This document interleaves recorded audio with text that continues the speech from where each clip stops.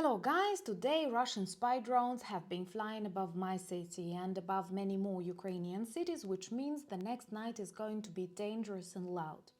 But this also means the Kremlin is prepared to burn billions trying to destroy Ukrainian morale while they actually destroy their own economy way faster. And the collapse is near even according to the official Russian sources. To be able to fund this 4-year-long war that was supposed to be just a blitzkrieg, the Kremlin sold 71% of their gold reserves from what they described as the National Wealth Fund, but now it seems like the National Poverty Fund. All of this is happening in the context of growing inflation, growing prices, growing taxes, and millions of Russians who now identify as bankrupts. And if Putin continues attacking Ukraine at a similar pace in 2026, and it seems like that is his choice because, let's be realistic, we cannot believe any negotiations when the Russian army targets Ukrainian civilian infrastructure literally every day and every night. But if Putin continues at a similar pace, pretending that everything is okay with his army and his economy, he will destroy it. They will need to sell 60% more out of these leftovers, literally leaving Russia with nothing. Exactly what they deserve. My name is Anna, I'm from Ukraine, I'm in Ukraine, and if you want to see the defeat and demilitarization of Russia that has already started, subscribe and share these videos to spread the truth, because the world still does not know a lot about the problems inside the Russian Federation that keep accumulating. And what I'm talking about is taken from the official Russian sources, including the Moscow Times, including the Russian Ministry of Finance, which talk about the fact that during these 4 years of an extremely exhausting and long war, not just for Ukraine, but also for Russia, who planned a blitzkrieg, who promised its soldiers it would take a couple of weeks, and now after 4 years, they had to sell 71% of their gold reserves. That is a lot. This literally leaves Russia without anything. And like in any family, let's be, like down to earth. If you have some family stories about survival in difficult times, perhaps the moment when your great-grandmother sells her jewelry or gold is the most critical moment. You never do it unless you can save yourself in any other way. And if Russia started selling its gold reserves, real physical gold, it means they have taken money out of all the other pockets. Yes, I mean Russians who keep complaining, who have problems with the withdrawal of their money from their bank accounts and even from ATMs, which is a super red flag. And of course, they constantly complain about rising prices, and they compare these official numbers in the Russian newspapers with what they see on the shelves, and they say that the prices have grown 2.5 more than they talk about it on the official state TV. And believe me, this only makes Russians more angry and might be one of the reasons why Putin keeps hiding from them and avoids a lot of official meetings and even press conferences with his inner circle, not, to irritate these apolitical Russians. And they also know that all that reserves, their national wealth fund that could have been spent on something more positive, I don't know, schools, social services, medical care, or bringing heating back to Analysts, or helping people in Murmansk, or cleaning the roads from snow in Kamchatka, they spend on the destruction of the Ukrainian infrastructure while their own collapses by itself because of Russian negligence and because they decided that their priority is to destroy a part of Ukraine instead of doing something good inside Russia. That is insane.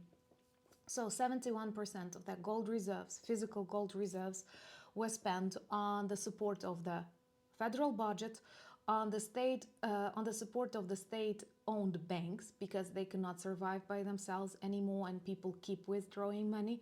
Also on small Kremlin projects, and of course on war, and that brings them nothing. Because let's be honest, their attacks on the Ukrainian infrastructure do not give them anything.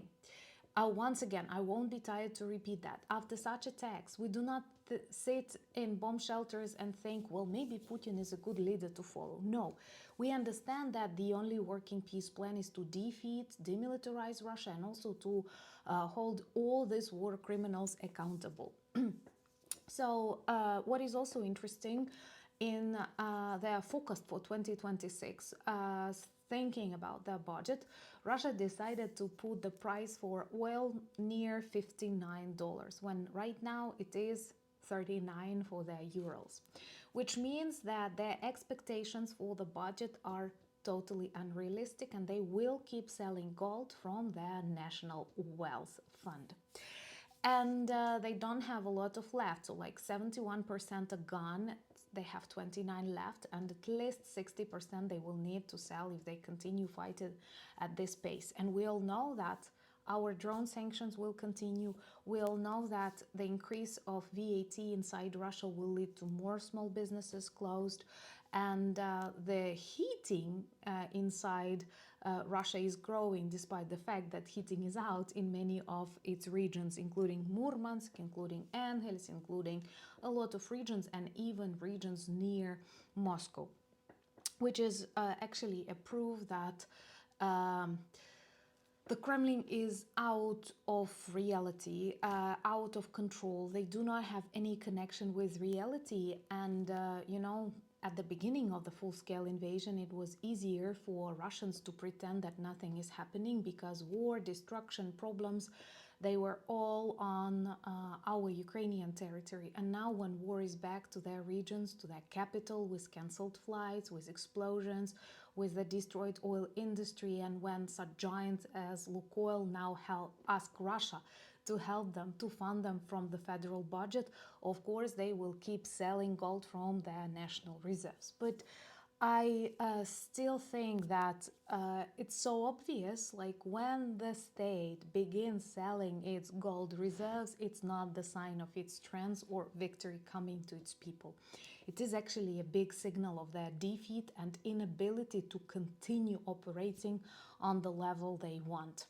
And if the Russian population was more conscious, perhaps they would somehow react and demonstrate their dissatisfaction. But actually, we do see some reactions happening in different parts of the Russian Federation. At least they have organized, teams that observe the level of inflation, and they speak that the Kremlin talks about 5.6, but they count it is 14.5.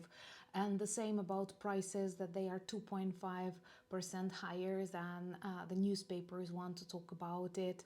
And of course, all of that, all of these problems that now accumulate and shake the Russian Federation from inside are just for the sake of 1% of the Ukrainian territory. And of course, Ukrainians are very determined to defeat them. Ukrainians do not plan to surrender. Ukrainians do not plan to appease Putin. We know the truth, our own way. We know what we must do. And I sometimes feel very disappointed when people who do not go through all these hardships that we do, who do not have spy drones flying above their cities or electricity outages, keep advising us to give up, not knowing what comes after that. Trust me, my family lived in times of the USSR. I know what happens on the temporarily occupied territories, and simply, Putin is a war criminal. You cannot agree on his rules. Justice is super important, not only for Ukrainians, but also for people in the United States, for people in Germany, for people in Australia, and for people in,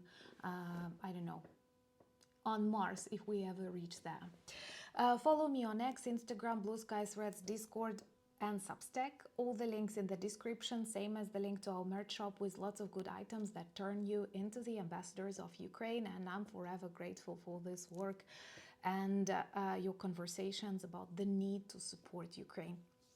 Thank you for buying me coffees, becoming my patrons and sponsors of the channels, but most importantly, thank you for standing with Ukraine. Slava Ukraini!